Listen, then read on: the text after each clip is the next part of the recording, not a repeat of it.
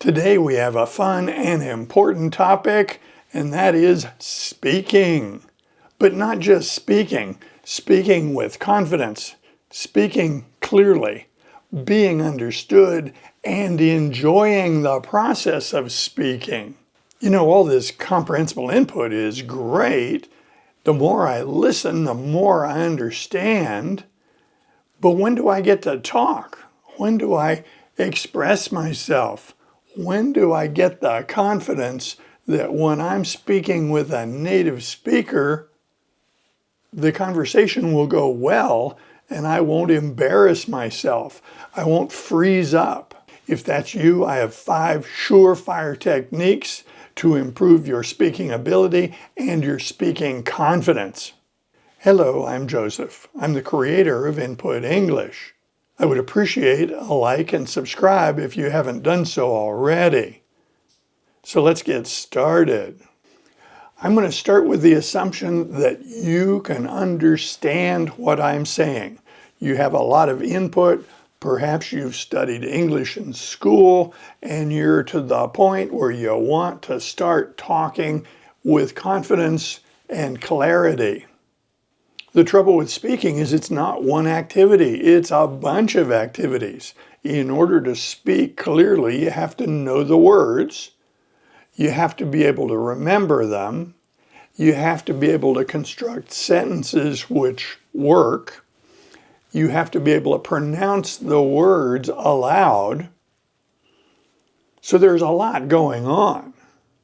So instead of jumping into the deep end of the swimming pool and just seeing what happens, what we're going to do is break this down into steps that will allow you to build confidence as you develop your speaking ability. The first thing we're going to work on is pronouncing words out loud.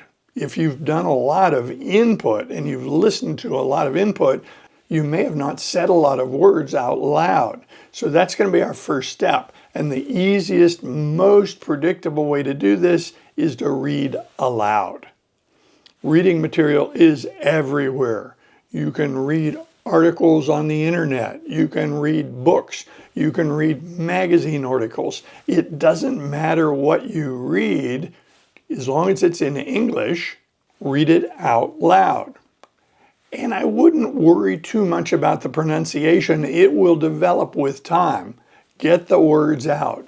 Get into the habit of making those words come out of you, because this is our first step.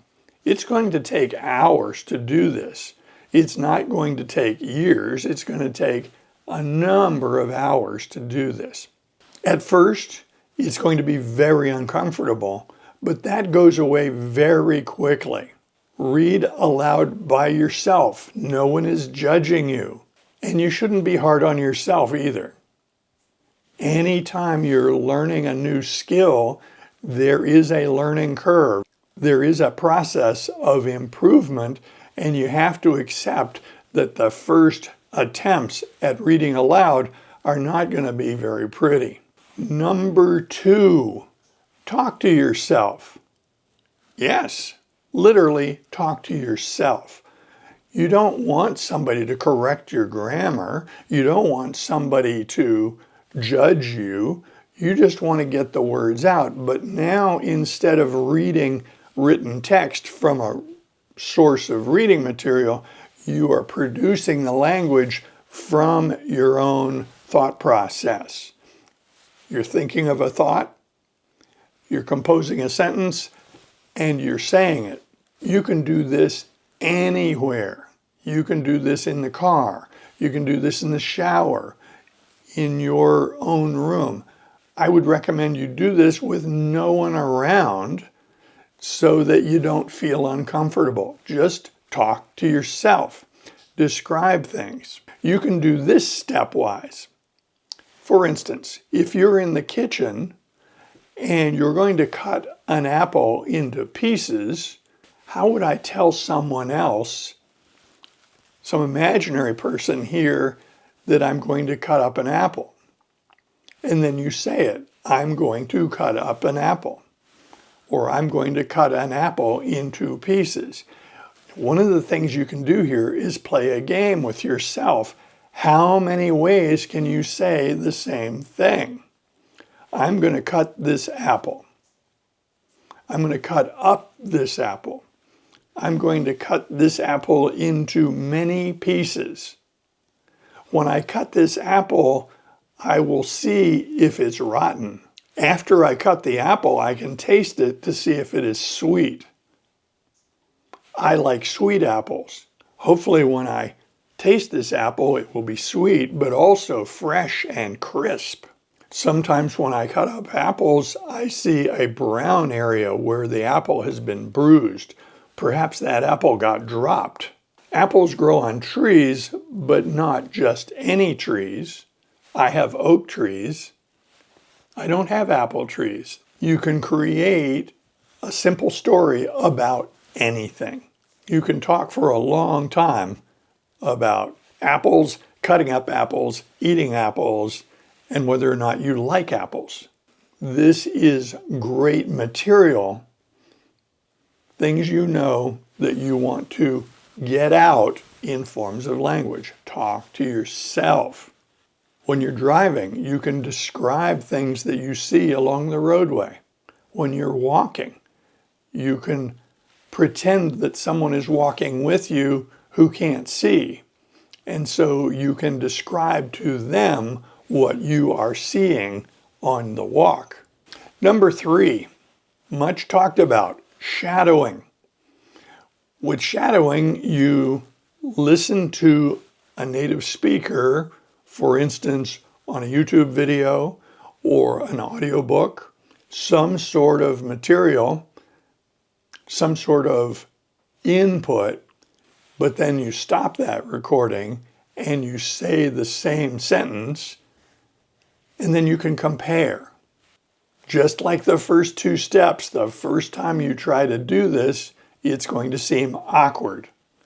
But it doesn't take very long to get a knack for how this shadowing works. Some material is better suited to it than others. In other videos, I have told you about the Link app. Link, L-I-N-G-Q, is an app for your smartphone, tablet, or computer, and Link is designed to use shadowing. They have lots of input. You can bring up reading material with an audio track linked to it. You can use a button to switch it into sentence mode that displays one sentence from the text at a time. You can read that sentence aloud, and then you can hit a button and play the audio where that sentence will be read to you by the native speaker. It's not required that you get the Link app. It's just that they designed that app to facilitate shadowing. Number 4, record yourself. Now you've got 2 choices. You can record audio or you can record video. It doesn't really matter. You can record yourself reading. You can record yourself speaking by yourself, describing things that you see, telling little short stories. And then you can play back what you have recorded and see if you like it. You can go back and repeat and see the progress that you're making. Recording yourself is useful and it's so easy to do. Recording devices are everywhere. Smartphones have audio recording and video recording built into them. You can record yourself. Number 5, role playing.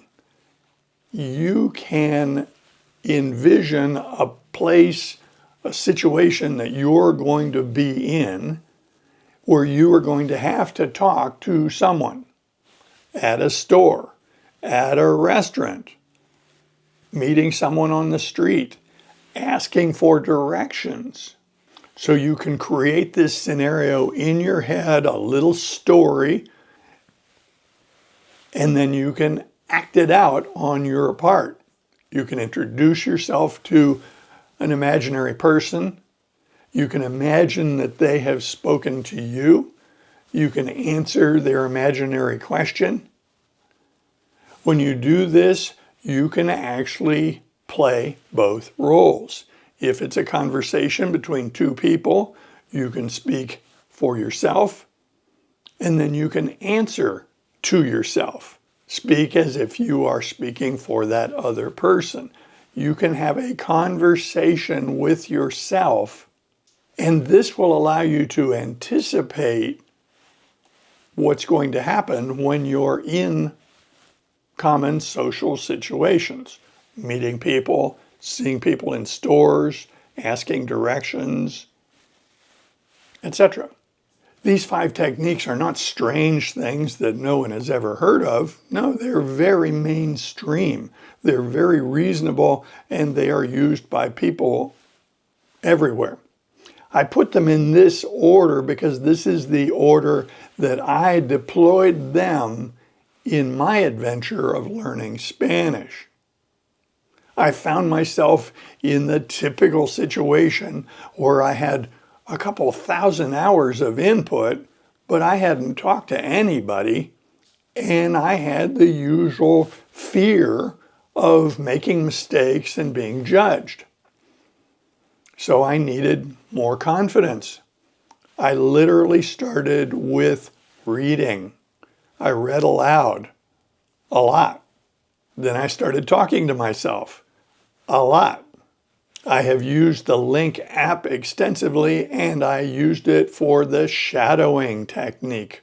These first 3 I felt were the most powerful for me to develop the ability to speak with confidence. Recording myself was a bit of an eye-opener. If you're not used to hearing your own voice and you're not used to seeing yourself on video, it can be a little bit of a shock. But recording yourself is very helpful in terms of accountability. Are you really performing as well, producing the language, as you want to? Does it seem to be fairly smooth? Do you need more work on some of the pronunciation? And by listening to a recording of yourself, you can judge that. Not harshly, don't be hard on yourself, but with a sense of adventure. You are improving. These 5 techniques will allow you to dramatically improve your speaking ability without hiring a tutor, without doing language exchange. They will prepare you for the time that you will be speaking to native speakers, but this way you'll do so with confidence. The Input English channel now has a large library of videos, as you probably know. A lot of these videos are designed to help you with the techniques for learning language efficiently and effectively. The rest of the videos that I have produced are content videos for Comprehensible Input, and they are stories and discussions that are designed to be interesting, but they're also designed to be a little bit of a treasure hunt for you. That is, each episode of stories or discussions, this kind of content, has something in it that you can find. A word, a phrase, maybe several words and several phrases that are interesting and perhaps you don't know. These little treasures are offered to you in context, so often you can figure out the meaning of the expression without looking it up. Remember, learning English should also be a lot of fun. You should enjoy the journey, not just the result. At the end of each video, I have links for videos you should consider clicking on to continue your journey. So with that, I conclude. I hope you join us in future videos. See you soon.